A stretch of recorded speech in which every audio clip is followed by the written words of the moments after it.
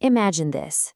It's late, you're slowly turning the dial on an old shortwave radio, just scrolling through the static and the crackle of faraway signals. And then you find something.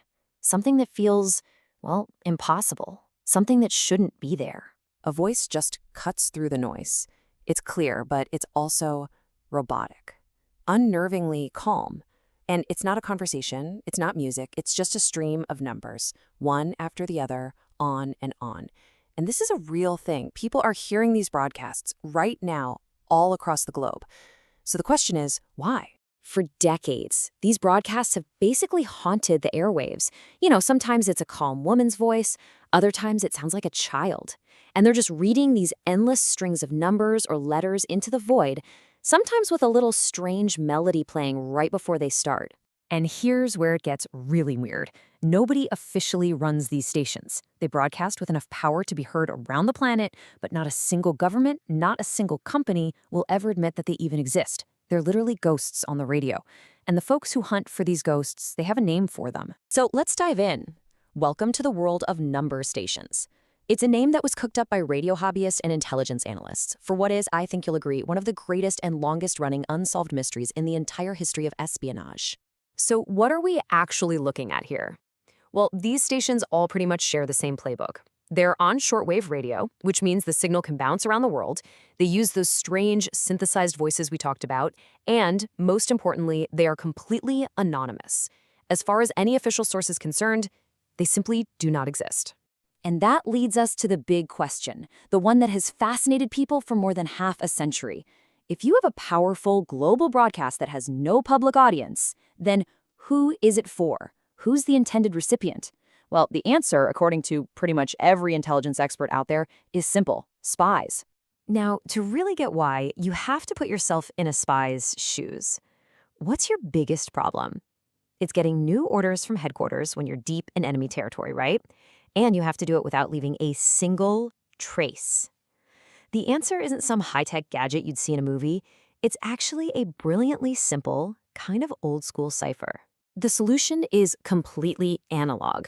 It's called the one-time pad.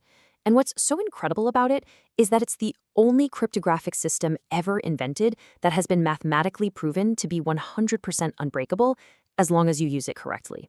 It's a perfect secret. And the process for using it is almost foolproof.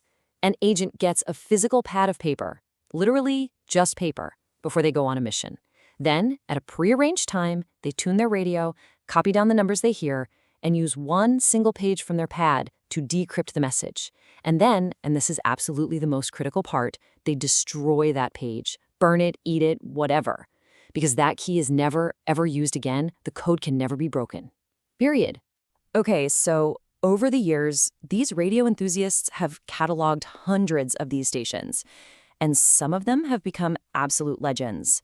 They've even been given these cool nicknames based on their unique quirks, creating this kind of rogues gallery of the airwaves. It's wild. These stations really developed their own personalities. For example, you had the Lincolnshire Poacher, which everyone pretty much agrees was run by Britain's MI6.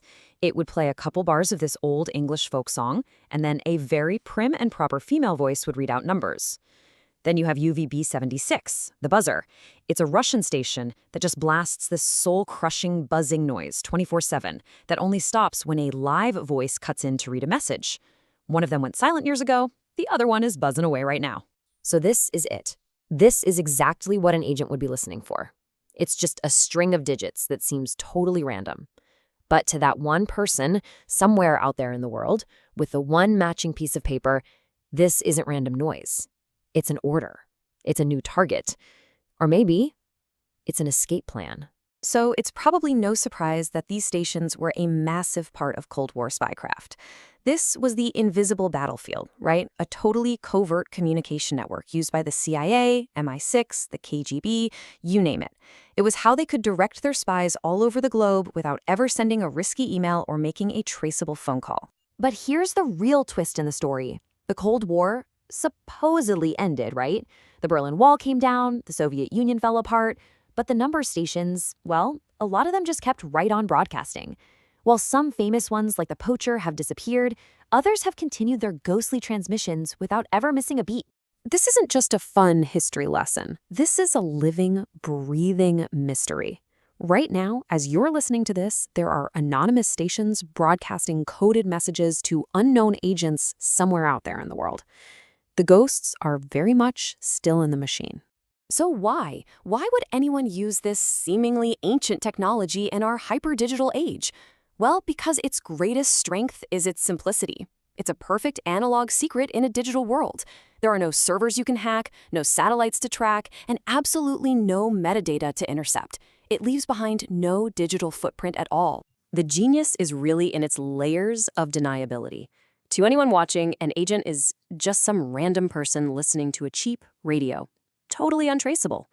The message itself is blasted out to the whole world, so you have no idea who the real recipient is. And the code itself, that one-time pad, is still perfectly, mathematically unbreakable. So the next time you hear a bit of static on a radio, maybe listen a little closer. The Cold War might be over, but its ghosts are definitely still whispering secrets across the airwaves. And that leaves us with one final, pretty unsettling question. In our modern world of spy satellites and the internet, who is still out there listening to the radio for their orders, and what exactly are they being told to do?